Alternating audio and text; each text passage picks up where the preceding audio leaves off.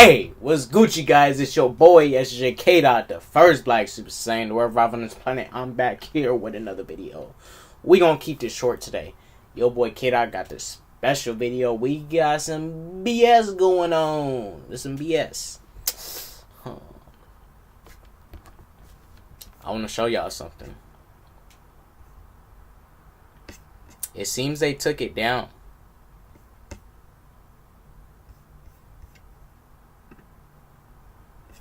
For some good reasons, I guess. Makes sense. I can see why. They took down the want to see percentage score for Captain Marvel. Cause when I looked at this day, bro, that thing was at 28%, bro. 28%. It was the one to see was at 28%. Now you guys may think, yo, K-Dot. What's your whole opinion on the whole Captain Marvel debacle? What's your opinion, K-Dot? Well, look, you guys, the film's about to come out, right? The film's about to come out. It's going to drop. It's going to drop regardless. There ain't no stopping it. There's no stopping it. I just want to say this real quick. I'm totally down for SJW propaganda. I'm down for it. It's just a matter of how you push that propaganda. That's the only issue with this. It's the matter of how you push the propaganda. It's the push behind it. You can push something and it's a good thing. Feminism is not a bad thing. It's the people who portray it as a bad thing. Just like how are guns bad? To an extent. But it's really the people behind the weapon that give the weapon a bad name. So it's how you push it that can push people away. This was my whole issue with Brie. This was my issue with Brie going out through this. Right? It feels more of Brie in a superhero suit. It doesn't feel like Captain Marvel. But see, I know Captain Marvel in the comics is a SJW character. She can't be a toxic SJW character, but she's SJW. And yes, there are other SJW characters that exist. Most superheroes, they are like that. But it's how they push it. Now, it's all good and well. You know, it's all good and well to push an SJW content. It's how you push it.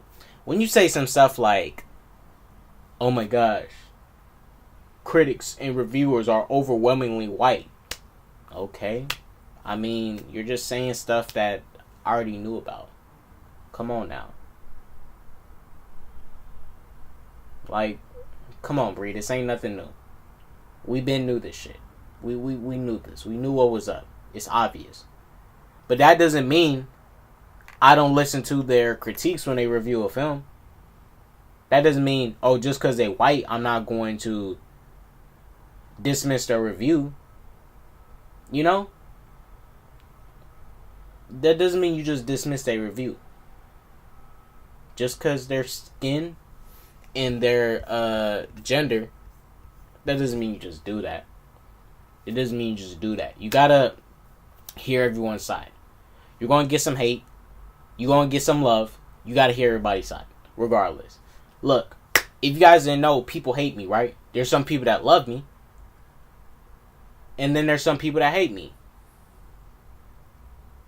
But did you guys know that I get critique from both sides? So at some point, bro, look, you just got to be ready. You just got to be ready to take that critique and accept that critique. Because I get hate that my way. I get love that comes my way. So, you know, you just got to find that way to deal with it. Brie, I'm going to see your film. I watched your interviews. Not really a big fan of you as an actor. I saw you in Mark Wahlberg's film, The Gambler. I liked her in The Gambler. She did a good role in The Gambler. But it's like this. Ever since this Captain Marvel role, Brie got hella overly confident. It's like as soon as she got this role, she's like, I'm a Disney princess kind of shit. And I'm like, okay. Because look, I just want you to play the character. That's all we need. Just play the character. And you know what? I'm gonna be real with y'all. MCU fans. We all, but pretty much a majority allowed this. I've been calling out the MCU on they bullshit for the longest, bro. But people's letting it slide, man. Let's not forget, the MCU pulled some shit like Black Widow and Hulk being in a relationship. Who wrote that retarded shit? Who wrote that? Black Widow and Hulk be in a relationship. So you have this character, Betty Ross, that's in your universe and you just dismiss her? Oh, but you try to do it with the whole Black Widow thing? What the freak is that? Who wrote that? Let's not forget, some MCU fans are okay with the fact that Tony Stark made Ultron. When we know Hank Pym is creator of Ultron, and that's Hank Pym's arc. But nobody cares. They're okay with the change. They're okay with it. They don't care. Let's not forget, Bucky in the MCU was called the White Wolf, when Bucky is not the White Wolf. But hey, MCU fans said, oh, it's whatever, man. It's amazing. Let's go. The majority was like, it's whatever. We don't care.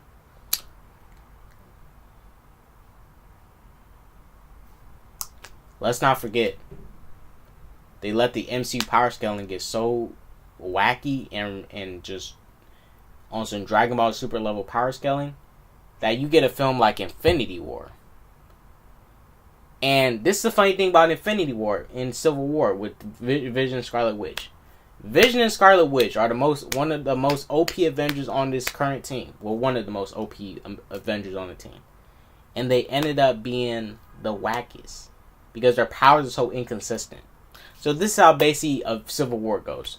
Vision was all OP and dope, in Age of Ultron, right? Wrecking Ultron. By the time we get to Civil War, Vision got a Mind Stone. He can phase through bodies. Vision's a very strong being. He lifted up Thor's hammer for freak's sake. But in Civil War, we all know Vision could have one-shotted Cap's team. We all know Vision could have walked up to Cap, phased through Cap's body, grabbed Cap's shield, and kept slacked up Cap until Cap fell asleep. We all know Vision could have walked over to Bucky and Falcon, picked them up, and took them over to Tony and War Machine and said, here, freaking electrocute them and knock them out. He could have walked over there to Hawkeye, took his bow, smacked him in the face, and been done with him. Vision could have easily one-shotted Ant-Man. But no. They pull some Dragon Ball Super power scaling stuff. Vision goes up in there. I kid you not. You go back to Civil War. The first person Vision went after in their whole little standoff where they started running at each other, Vision went after Hawkeye first. The most OP Avenger on the team that could have easily one-shotted that whole crew went after Hawkeye. Now look, this is the problem with that.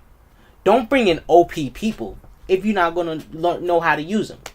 That's like you bringing in Superman to a fight and Superman just standing there. What do you guys want me to do? Keep Vision?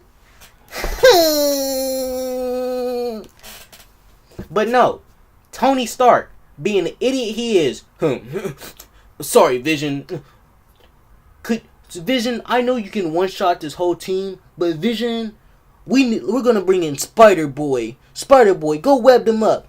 Got it, but don't you got Vision? No, shut up kid, just web them up. Okay, fling, fling, fling, fling, fling.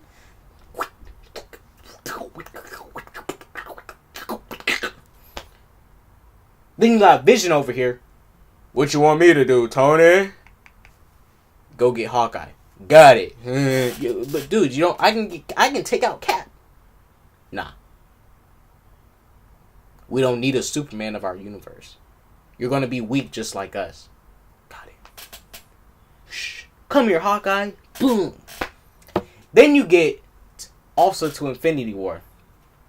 where Scarlet Witch took those big giant saw thingies and killed so many of the little what's the Outriders. We're just gonna call them Chitauri's, the second Chitauri grade villains. So basically, she took those giant saw thingies and killed so many of them at once.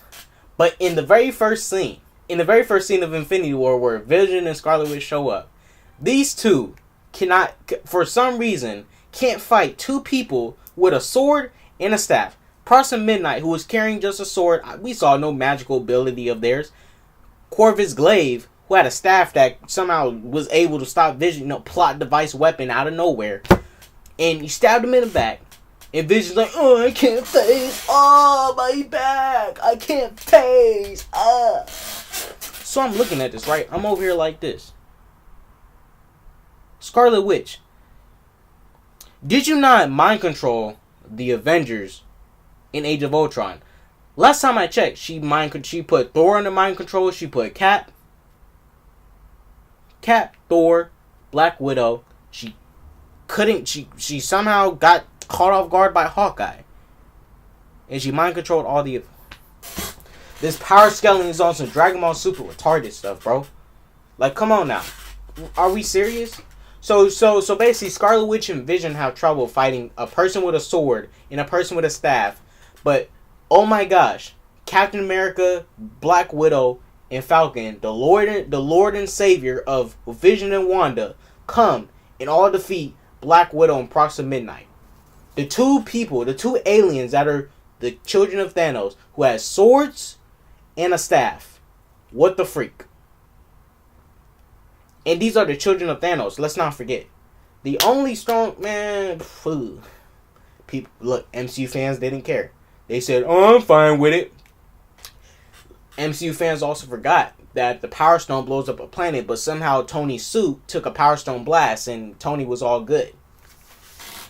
Let's not forget, a piece of the moon fell on Tony Stark, and he got up and survived. The impact didn't smash his legs or nothing. A piece of the moon fell on Tony Stark. Oh, fuck. That's crazy. But that's crazy. So basically, let's go back to Vision and Wanda. Vision and Wanda is like this. Vision and Wanda is like this. That's why it's funny. Vision and Wanda in Infinity War was Goku and Vegeta, right? Right. Let's say Proxima Midnight and Corvus Glaive is Frieza and Cell. No. Jiren and Toppo. Goku and Vegeta and versus Jiren and Toppo, which is Corvus Glaive, Proxima Midnight. Let's use them for example. Let's say Jiren and Toppo both beat up Goku and Vegeta, right? Now 3 people come to save their life and help them out and beat the 2 people that beat them up. Let's say those 3 people are Krillin, Tien, and Yamcha that somehow beat up the person that beat up Goku and Vegeta. You know what we would say? Who wrote this retarded stuff? Because who wrote this? Shouts out to the writers for dope power scaling. The best power scaling ever. In anything, shape, form of any kind of media. Shouts out. But, MCU fans don't keep track of this stuff. They just say, oh, hey, no. Thor can probably move a planet with his fingertips. But it's whatever. But like I say, MCU fans, Captain Marvel's coming. The MCU's going to go, if the MCU goes super SJW, like toxic SJW, just accept it for what it is. This shit was going to happen. You just got to deal with it. It's going to happen. Might as well embrace it, hug it, and welcome it. Well, I still got my animes and animations, so, in my DC and Marvel animations. So, yeah. Well, I got my anime, so, yeah. At least anime, you can expect just wacky, fun stuff that's not trying to be all political and shit.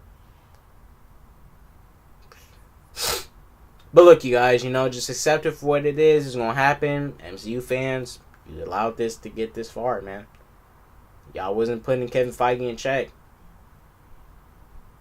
When the Guardians film came out, and they can do so much comedy in one superhero movie that's part of other films that are serious. Hell, when even Josh Whedon came out with Avengers 1. Avengers 1 is dope, but let's be honest. You look back at that film, I look back at Avengers 1, oh my gosh, this shit is mad corny. Then you go to Avengers 2, shit is mad corny. Then you go to Avengers 3, shit is mad corny. Because you got mother freakers up in there cracking jokes when Thanos is here. What the freak? Thanos is here. You're cracking jokes about being invisible? Done. If Avengers Endgame is somehow far more serious than all Avengers films combined, that is a problem. So Avengers 4, as much as I want that film to be serious, that film has to be comedic like the rest. It has to be. Because it needs to follow a consistent tone. Avengers 4 better not pull a Thor Ragnarok on us. The first two films are somewhat serious, and then you get to the last film that's all just a parody and a joke. Avengers Endgame better not be the one Avengers film that's serious, like 100% throughout serious, and you have maybe like 2 to 5 lines of comedy in it.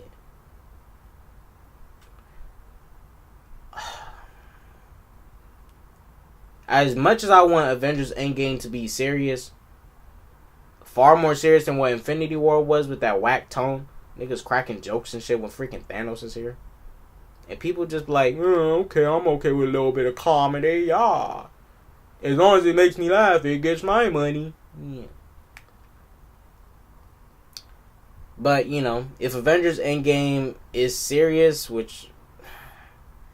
Because Infinity War, they tricked us with them trailers, bruh. They tricked us. Made it out to be serious, but by the time we get to Infinity War, the only thing serious in that film was nothing really serious, because they all died, and the people that died from the snap coming back, Loki's dead. I mean, when most of them died, they deserved it. It was kind of funny. The only person with a sad death was really Spider-Man. And Loki deserved to die. Gamora deserved to die because that bitch was retarded. So you ready to die, but you're not even going to have some secret knife. Aren't you a assassin? Aren't you supposed to be like hiding weapons and stuff on you? Yeah. I mean, what Gamora should have done, but MCU won't do this because, PG-13. What Gamora should have done was when they was going to Planet Nowhere, she should have just strapped a bomb to herself. Legit, she should have just strapped a bomb to herself. And when Peter Quill failed to shoot her, she just blows herself up. Like, well, Thanos can't get me. I mean, she was willing to get shot in the head, so, bruh. I'm just saying. You was willing to get shot in the head. You should have stuck a bomb to yourself, got ready, said, oh, my boyfriend failed to shoot me. Boop. Dead. It's that simple. Look, but I'm going to go ahead and end this video. There's your boy, K-Dot, first Black Super Saiyan. I don't want to go on too long. Captain Marvel's 1 to C % score is really low. It's at 28% as I checked today. Go look on my Instagram. It's on my Instagram story. It's at 28%. That is very low. Captain Marvel's going to make within at least 850 million. I see it making that much. Now, I don't see it. Because it's MCU film, bro. It's still going to make money. Niggas are still going to go see it. Even though people are still going to go see it. It's MCU film. And it's right before Endgame, so people kind of have to see it in a way to fill in some things. But it's going to make between 700 and 850 million. I see it making within that range. That's what I see. But, I'm going to go in this video. There's your boy, K-Dot, the first Black Super Saiyan. Wherever I'm playing, go set that peace, love, positivity, and all that jazz. And I love all you guys. Subscribe to the channel. And maybe I'll do something nice to you. Deuces.